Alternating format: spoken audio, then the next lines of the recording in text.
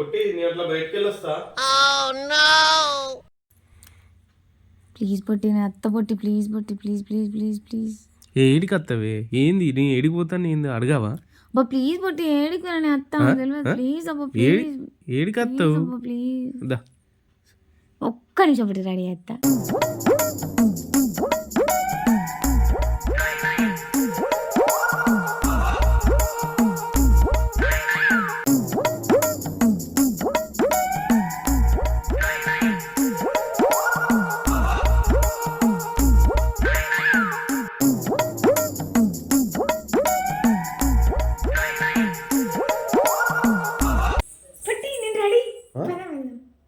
అప్పుడే